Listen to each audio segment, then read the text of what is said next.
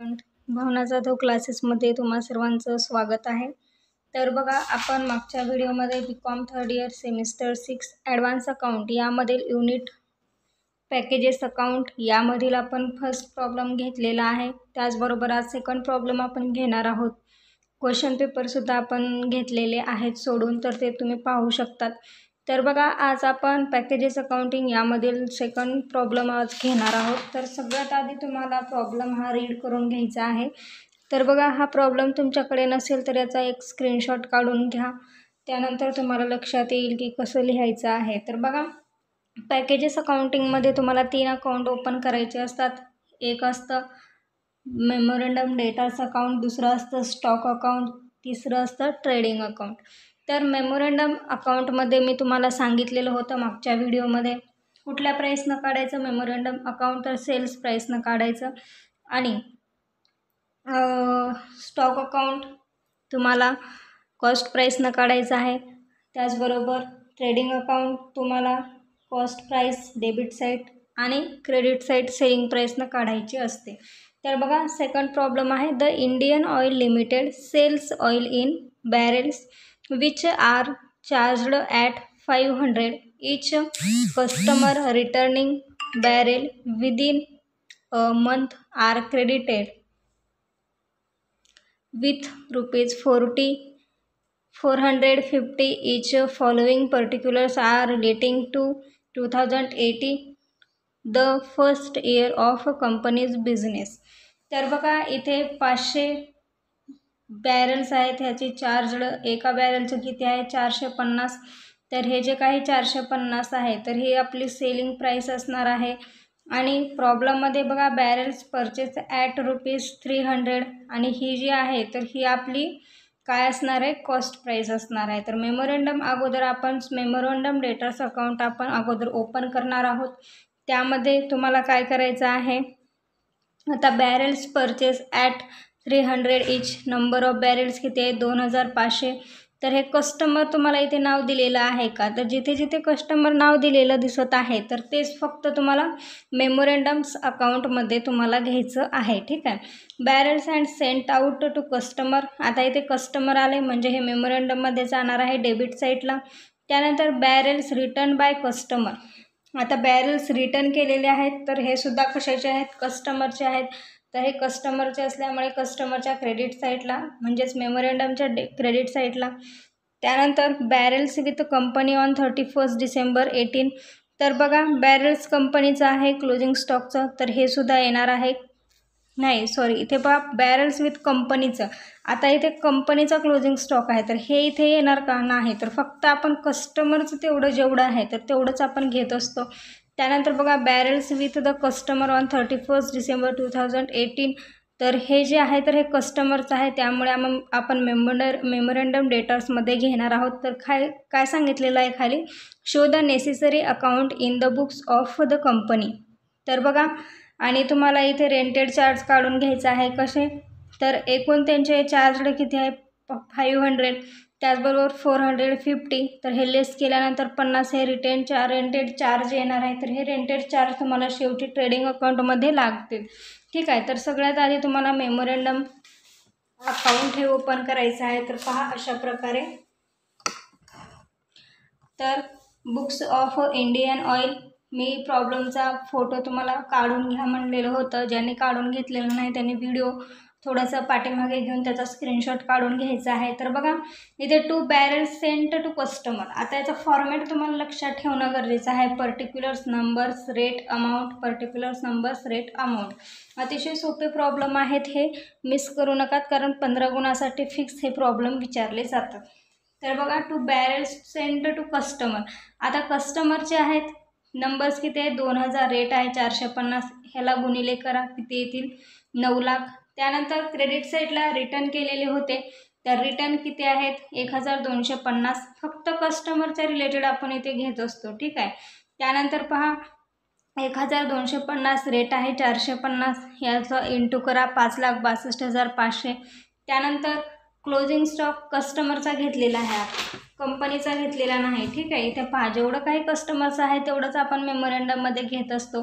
आता इथे कंपनीचा सुद्धा क्लोजिंग स्टॉक दिला आहे, परंतु आपल्याला घ्यायचा आहे का तो नाही. त्या ठिकाणी फक्त कस्टमरचंच तुम्हाला घ्यायचं आहे.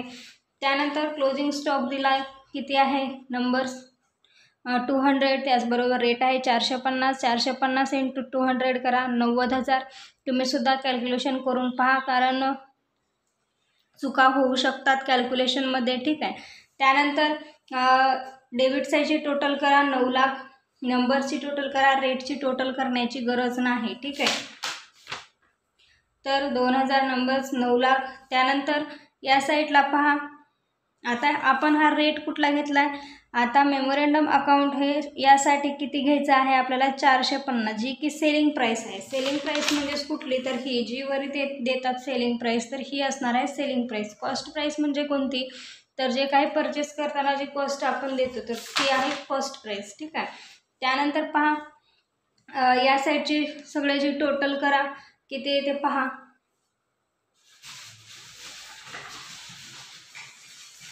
मी तुम्हाला याची टोटल करून दाखवते. तर तुम्हाला कॅल्क्युलेटर हा अलाउड आहे एक्झाममध्ये, तुम्ही कॅल्क्युलेटर घेऊन जायचं आहे. प्लस 90,000 याची टोटल किती आली 6,52,500. तर हे 6,52,500 या 9 लाखातनं मायनस करा, किती राहतील 2,47,500. तर हे सुद्धा आपल्याला सेल्स प्राईसनंच घ्यायचं आहे. आणि बॅरेल सोल्ड आता हे 2000 1,250 आणि 200 लेस करा, किती राहतील 550. तर हे काय आहे बॅरेल सोल्ड आपले झालेले आहेत एवढे. त्यानंतर नेक्स्ट स्टॉक अकाउंटमध्ये काय करायचं आहे, स्टॉकमध्ये परचेस किती झालं. तर परचेस आपल्याला स्टॉक अकाउंट हे कॉस्ट प्राईसनं काढायचं आहे. तर परचेस किती दिलेले आहेत आपल्याला पहा. Barrels purchase at 300 each, 2,500 barrels आहेत 300 रुपये प्रमाणे. तर हे आपल्याला घ्यायचं आहे कॉस्ट प्राईसने. तर लिहा इथे टू परचेस बॅरल्स 2,500 300 इंटू करा 7,50,000 येणार आहेत. त्यानंतर इकडे क्लोजिंग स्टॉकला काय करायचं आहे, आता इथे कस्टमरचं सेंट आणि रिटर्न इथे आपल्याला घ्यायचं नाही. फक्त मेमोरंडममध्ये तुम्हाला कस्टमरच्या रिलेटेडची इन्फॉर्मेशन घ्यायची आहे. फक्त स्टॉक अकाउंटमध्ये जेवढे आपले बॅलन्स हे सोल्ड झालेले होते फक्त हे तुम्हाला इथे घ्यायचं आहे, ठीक आहे. तर बघा क्लोजिंग बॅलन्स घ्यायचा आहे कस्टमरचा आणि कंपनीचा. आता क्लोजिंग बॅलन्स हे स्टॉकमध्ये घ्यावंच लागेल तुम्हाला. आणि इथे तुम्हाला काय करायचं आहे, सेल्स प्राईस घ्यायची नाही तर कॉस्ट प्राईसने, जी की ही कॉस्ट प्राईस आहे ती, ठीक आहे. वरी जे आपण सेल्स प्राईसनं घेतलं ती घ्यायची नाही तर कॉस्ट प्राईसने इथे तुम्हाला घ्यायचं आहे. विथ कस्टमर 200, रेट आहे 300, इंटू करा 60,000 विथ कंपनी. आता हे कंपनीचं आणि कस्टमरचं दोन्हीचं तुम्हाला क्लोजिंग स्टॉक घ्यायचं आहे. इथे पहा कंपनी आणि कस्टमर, हे बघा कंपनी आणि कस्टमर ह्या दोन्हीचं क्लोजिंग स्टॉक तुम्हाला घ्यायचं आहे कॉस्ट प्राईसने. तर इथे आपण घेतलेलं आहे कॉस्ट प्राईसने. त्यानंतर आपलं मेमोरंडम अकाउंटिंगमध्ये जे आपले सोल्ड झालेले होते तर हे इथे पण सेल्स प्राईसनं घेतले होते. आता इथे तुम्हाला कॉस्ट प्राईसने तेच तुम्हाला इथे घ्यायचं आहे. आणि या दोन्हीची टोटल करायची आहे. दोन्हीची टोटल तुमची स्टॉक अकाउंटची एकदम जुळली तर तुमचा हा मेमोरंडम आणि स्टॉक हे बरोबर आलेला आहे. त्यानंतर ट्रेडिंग अकाउंट तुम्हाला ओपन करायचं आहे. त्यामध्ये काय करायचं आहे, आता स्टॉक अकाउंटमध्ये जे स्टॉक अकाउंटच्या क्रेडिटला आहे, ठीक आहे. तर हेच आपल्याला काय करायचं आहे इथे घेत असताना. आता बघा स्टॉक अकाउंट आपण कॉस्ट प्राईसनं काढतो, ठीक आहे. तर आता ट्रेडिंग अकाउंटमध्ये डेबिट साईड कॉस्ट प्राईसने काढायची, क्रेडिट साईड सेल्स प्राईसने काढायची. आता कॉस्ट ऑफ बॅरल सोल्ड, आता किती बॅरल सोल्ड झालेले होते पहा इथे.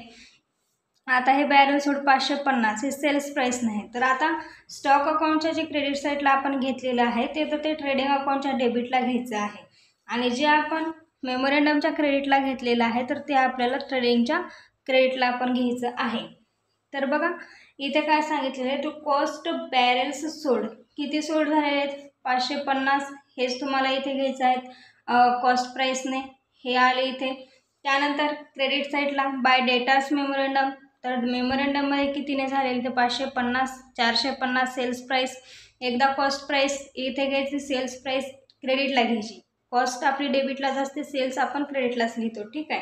त्यानंतर आपले रेंटेड चार्ज, आता हे चार्ज कशावर कॅल्क्युलेट करायचे, जे की परचेस आहेत, ठीक आहे. जेवढे काही परचेस आहेत आपले पहा इथे barrels and sent out to customer, जेवढे कस्टमरला आपण सेंड केलेले होते त्यावर आपण रेंटेड चार्ज हे करत असतो. तर 2,000 रुपये कस्टमरचे आहेत. तर बघा इथे काय करायचं आहे, बाय डेटाच अकाउंट रेंटेड चार्ज 2000 × 50 करा. इथे नंबर्समध्ये घ्यायचं नाही, रेट्समध्ये घ्यायचं नाही, डायरेक्टली आउटरला 1 लाख याची टोटल इंटू केल्यानंतर येणार आहे.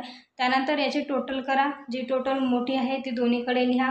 त्यानंतर इथे तुम्हाला प्रॉफिट भेटेल, नेट प्रॉफिट यातनं लेस करा. 3,47,500 मधून 1,65,000 लेस करा, नेट प्रॉफिट भेटणार आहे 1,82,500. तरी अतिशय सोपा प्रॉब्लेम आहे पॅकेजेस अकाउंटिंगचा. तर यात काही अडचण असेल तर तुम्ही मला विचारू शकता.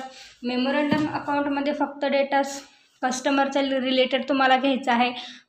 क्लोजिंग स्टॉकसुद्धा कंपनीचा इथे घ्यायचा नाही, तर फक्त कस्टमरचा घ्यायचा आहे. त्यानंतर हे जे सोल्ड करून आलेलं आहे, तर हे सोल्ड तुम्हाला इथे घ्यायचं आहे सेल्स प्राईसनं. ठीक आहे, इथे झाली, इथे कॉस्ट प्राईसनं घ्यायचं आहे. ठीक आहे, त्यानंतर इथे फक्त परचेस एक घ्यायचं आहे, क्लोजिंग बॅलन्स आणि आलेलं आपले सोल्ड किती झाले तर तुमचे इथे टॅली होणार आहे. त्यानंतर जेवढी काय कॉस्ट प्राईस आहे तर ते तुम्हाला एकदा डेबिटला आणि जेवढे सोल्ड झालेले आहेत ते क्रेडिटला, हे त्या एका कॉस्ट प्राईसनं सेल्स प्राईसनं दोन्हीने घ्यायचं आहे. त्यानंतर रेंटेड चार्ज तुम्हाला कॅल्क्युलेट करायचे आहेत.